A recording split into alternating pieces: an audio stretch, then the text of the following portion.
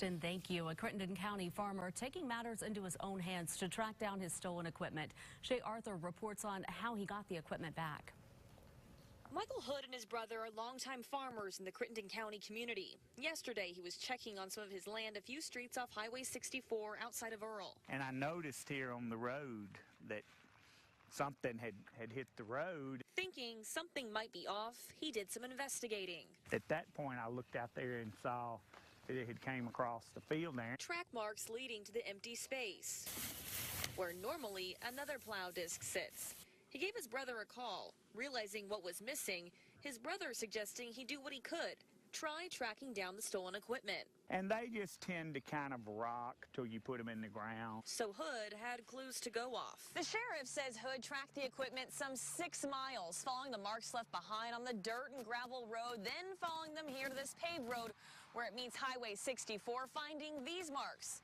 Then continuing on into the city of Earl. You know, I couldn't really track it much after that, but I just started driving around town. After a short time, he found it in front of a home in Earl. The tractor that had pulled the plow disc still warm from the journey. I immediately called the sheriff's office and had a deputy meet me. And investigators say 59-year-old Charles Brown lives at the house. He was arrested and charged.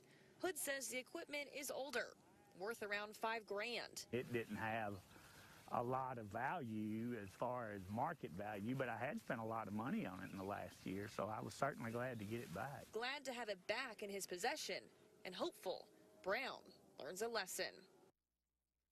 And a Harbor High School student arrested for having a gun at school. Police say the firearm was one of several recently stolen from a Prairie Grove hardware store. The school was placed on alert status while they investigated the incident.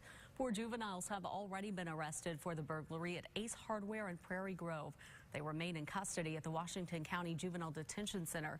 Captain Jeff O'Brien says before these arrests, some of the guns were dispersed. The number of guns that are still missing is not being released.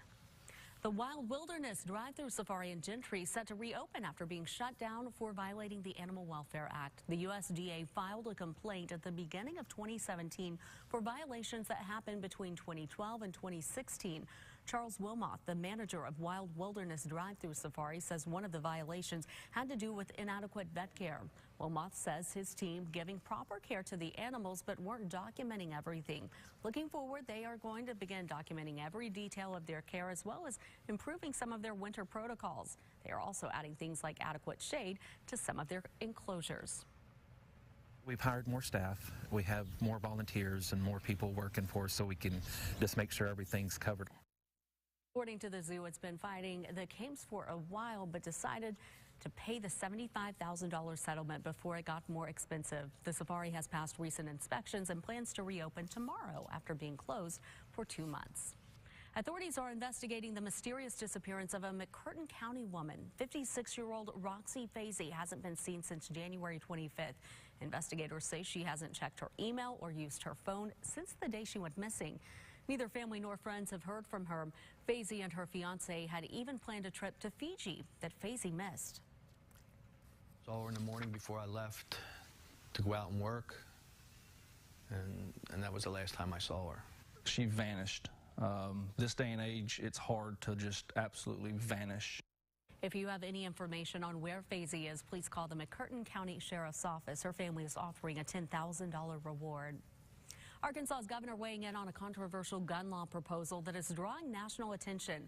The so-called Stand Your Ground bill would allow a person to use deadly force in self-defense and not be forced to retreat if they fear their life is in danger. The first attempt to pass it out of committee failed last week after Democratic State Senator Stephanie Flowers made heated remarks in opposition.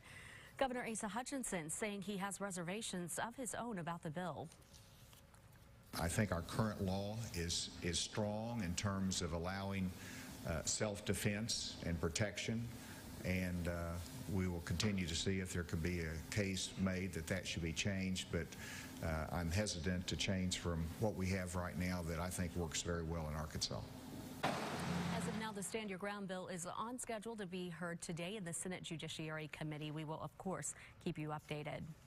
Taking a look at the day ahead on this Wednesday, what's next in Brexit? Parliament defeated a Theresa May exit proposal on Tuesday. Today, Parliament may have to decide if it will proceed to leave the European Union March 29th without a completed deal. Another state takes up medical marijuana. South Carolina discussing a measure in a Senate committee meeting. Support is growing statewide for its acceptance, but South Carolina law enforcement still opposing it. And in Paris, elite and amateur runners sprinting to the top of the Eiffel Tower, which will test a runner's stamina and a dizzying ascent to the top. The fastest of the fast hope to make all 1,665 stairs in less than 10 minutes. Good luck to you.